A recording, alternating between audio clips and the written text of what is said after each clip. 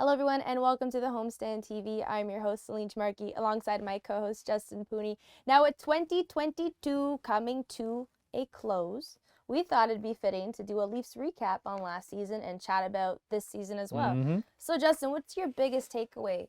Honestly, when you look at the last 12 months for the Toronto Maple Leafs, right? You had them, finish up a historic regular season, breaking franchise records. Auston Matthews, 60 goals, Hart Trophy. But it all didn't matter because of what happened in the playoffs. Lost in the first round. A series that was, to be quite frank with you, maybe one of the biggest gut punch of all these first rounds because the Leafs were the better team. Yep. Right? And they still couldn't get it done.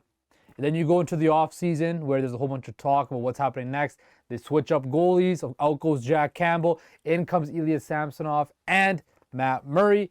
You see this team kind of start off slow in the beginning of the season, and then in November they turned it on. And they're the best team in the NHL, and they've carried that through to the month of December. So if I was to put a word over the whole year 2022 with the Toronto Maple Leafs, I would say expected. Yeah. Right? Great in the regular season, failure in the playoffs. Expected. So going forward, looking to 2023, is that hopefully they can right the ship, but you can agree with me on that was expected. Honestly, Justin, I've been a Leaf fan for a long, long time, since I was a baby. And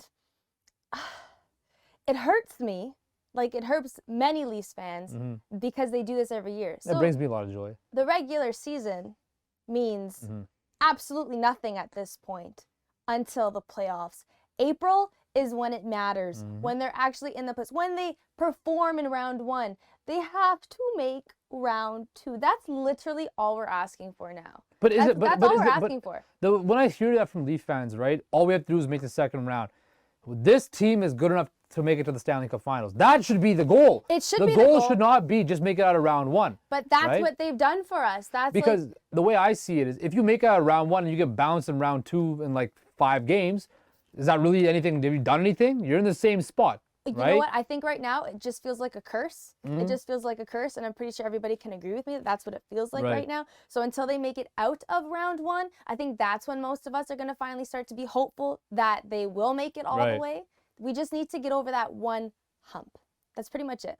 Yeah, I mean, I agree. Hey, look, if the Leafs can ever get over that first round hump, and I think they will in 2023, look, as you guys all know, I'm not big from the Leafs. Growing up in Vancouver, we're born to hate the Leafs, but I think... But why, though? Hold on. We've talked about this before, haven't we? No, we actually haven't talked about this. What is the rivalry between Vancouver and Toronto? Because I understand Montreal and Toronto. So it's because, I mean, if you have siblings, right, you always have, like, the big brother or the big sister. You always want to, like, show them that, we belong, right? And I think, especially in Canada, right, Toronto is the biggest media market in the country. They have, all the, they play every Saturday, 7 o'clock Eastern. Toronto Maple Leafs is going to be on TV, right? When they come to Vancouver, they change the game from 7 o'clock Pacific time to 4 o'clock Pacific time, which is 7 o'clock out here, just so all you old geezers out here can watch it, right?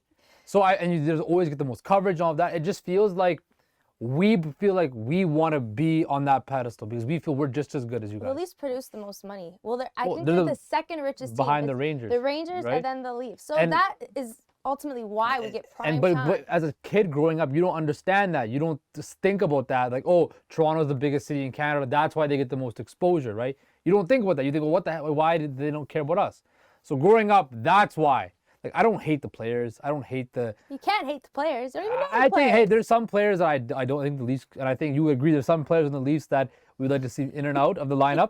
Yeah. I know you love your boy Justin Hall so much. Let's hope it... Hey, my New Year's resolution in 2023 for the Toronto Maple Leafs is this. Justin Hall, if you are listening, if you are watching, convince Celine that you belong with the Toronto Maple Leafs. If you can do that for me, that would be the best thing ever. I would love him to convince me. Yeah? To stay in Toronto. So you can stop making fun of him? So I guess it's so easy now because he's like a pilot on the ice. I don't know, every time he's on the ice, something bad happens. He's like a pilot on the ice. He's like a FNAF on the ice. Okay, let me ask you this. What do you think, when you look back at 2022, what's the one moment from the Leafs that really sticks out for you? The one moment? Yeah.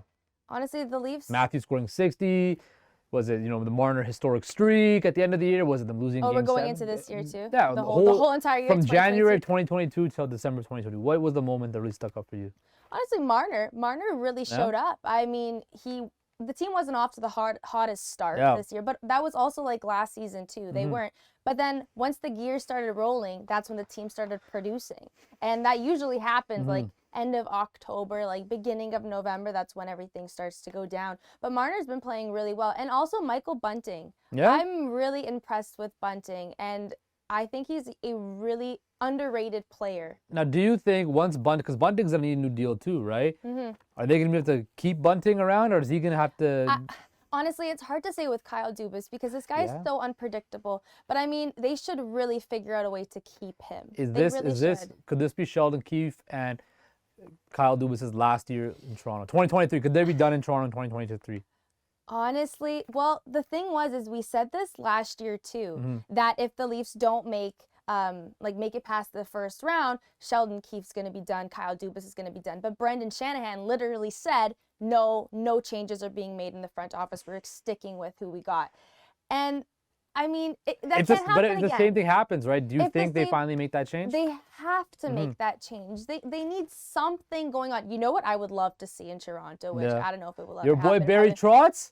Barry Trotz would be amazing, but Torts, I love this coach. Torts in the Toronto media would be like...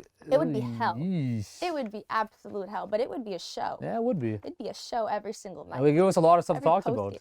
we have no shortage of things to talk about. But I feel like he would really push the players a lot more than the way that Keefe does. Because I feel like with Keefe, he kind of lets things slide. Like when Marner had that little baby, that little suck attack. In Anaheim, right? Yes. Yeah. Like, why are we doing this? Like, you are a grown ass man. Like, why are you freaking out like this? Yeah, it's true. And now, another question about the Leafs for 2023 is this. Another question. I'm getting interviewed now. Auston Matthews. His contract is, he's got 1 year left on his deal after this year. He can be eligible to sign an extension, or does he do what Matthew Tkachuk did and request a trade out of Toronto? No chance. No? No chance. You think he stays in Toronto forever? I think he stays. Not forever. I won't say forever, no. Because eventually players are going to want to move on, and if this team isn't giving him what he wants, like if they're not getting anywhere close to a Stanley Cup, obviously he's going to leave. Like McDavid too, think about it, within a couple years, I mean, you can be the face of the franchise for as long as you want, but the ultimate goal is to win a Stanley Cup, and if your team's not producing that, you're not going to want to stay with the franchise forever. So I feel like Matthews will stay for a while, but within the next couple years, if he might want out. Like, if no changes are being done to the team, there's no real trades, there's no changes in the front office, and it's the same result every year, you'd get tired of that. I'm just asking the question. You're asking the Vancouver fan I'm asking the Leaf fan the real question, what the Leaf fans want to know, because I think if this year does not go well, if I'm Auston Matthews, why do I want to stay here? Keep hitting my head on the ceiling. And also, think with the lifestyle he lives, right? He lives a great lifestyle here in Toronto, but also he can never probably go out and live a regular life, right? Nope. If he goes to, like, say, New York or Chicago, they're still gonna LA, you're getting him, though. But he's not going to be the biggest guy in the city, right? You go to New York, there's movie stars, artists, other athletes, right? Same with Chicago, same with LA, same with the other U.S. markets, right? Maybe he just wants to live a regular life. And if he does leave Toronto, he'll be saving like a Matthew, lot of money. I was listening to Matthew Tkachuk say, it's awesome. I can literally go to the arena in my flip-flops every day and live a quiet life, right? Yeah. And I think sometimes guys want that. Now, Auston Matthews... I don't really think he wants that much of a quiet Auston Matthews seems like the guy that likes a lot of the attention. He hangs with Bieber and stuff like that. Doesn't he drive like a blue Lamborghini SUV or like a... Does he? I don't know what he drives. I'm pretty sure he drives like a colorful SUV Lamborghini. Oh, so I'm pretty sure he's fine with the lavish life. We'll get our producer Stevie Z to check it out because he knows all the cars all the Leaf players drive and stuff like that. You gotta check it out for us, please, please. Well, that's all from us today on the Homestand TV. I'm your host, Lean Markey, along with my co-host, Justin Pooney. And with that, I have to say one more time, go Leafs, go.